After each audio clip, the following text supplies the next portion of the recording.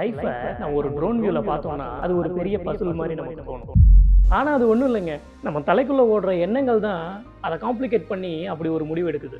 வாழ்க்கைங்கிறது சில சின்ன சின்ன இன்சிடென்ட்ஸ்னால உருவான ஒரு பெரிய படம் மாதிரி. அந்த படம் எப்படி போகணுங்கிறத டிசைட் பண்ணுறது டைரக்டராக இருக்கிற நம்மளோட எண்ணங்கள் மட்டும்தான். ஸோ ஒன்று ஞாபகம் வச்சுக்கோங்க, வாழ்க்கைங்கிற இந்த பெரிய படத்தில் டைரக்டருங்கிறது உங்களோட எண்ணங்கள், ஹீரோ ஹீரோயின் நீங்கள் தான், வில்லன்கிறது உங்களோட நெகட்டிவான எண்ணங்கள் ப்ளஸ் உங்களோட நெகட்டிவான பர்சனாலிட்டி. சீன் கரெக்டாக செட் ஆகி செமையாக போயிட்டு இருக்கும், நமக்கு நடக்கிறது எல்லாமே ஸ்மூத்தாக நடக்கும். அதுக்கு காரணம் நம்மளோட எண்ணங்கள். ஆனால் படத்தில் ஹீரோவாக நம்ம இருந்தோம்னா வில்லன் ஒருத்தன் வருவானே, வெளியே இருந்தாலும் யாரோ ஒரு வில்லன் வர்றது இருக்கட்டும், அதுக்கு முன்னாடி நமக்குள்ளேயே ஒரு வில்லன் இருப்பான். அந்த வில்லன் வேற யாரும் இல்லைங்க, நம்மளோட negative thoughts and negative emotion and negative personality தான். இந்த படங்கிற வாழ்க்கை முடியறதுக்குள்ள ஹீரோவுக்கு ட்விஸ்ட், டர்ன்ஸ், ரொமான்ஸ், காமெடி அப்படின்னு எல்லாமே இருக்கும். ஒரு ஹீரோ டைரக்டரை கரெக்டாக சூஸ் பண்ணி தான் மேலே ஃபுல் கான்ஃபிடன்ஸ் வச்சா வில்லனுக்கு மவுஸ் இல்லை. நல்ல டைரக்டரை சூஸ் பண்ணாம உங்களை நம்பாம வில்லன் கேரக்டர்லயே ஃபோக்கஸாக இருந்தா படம் ஓகையாதான். ஸோ உங்களோட எண்ணம் தாங்க எல்லாத்தையுமே முடிவு பண்ணுது. அப்புறம்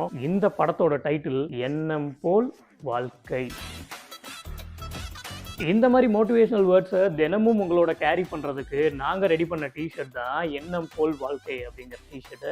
இந்த டிஷர்ட் உங்களுக்கு வேணும் அப்படின்னா நீங்கள் எங்களுக்கு டிஎம் பண்ணுங்கள், நாங்கள் உங்களுக்கு லிங்க் அனுப்புகிறோம், நீங்கள் எங்கள் வெப்சைட்டில் ஆர்டர் பண்ணிக்கலாம். நீங்கள் உங்களோட பாசிட்டிவ் தாட்ஸுக்கு அதிகமாக ஃபோக்கஸ் பண்ணுறீங்களா? கமெண்ட்ஸில் பாசிட்டிவிட்டி ஸ்ப்ரெட் பண்ணுங்கள்.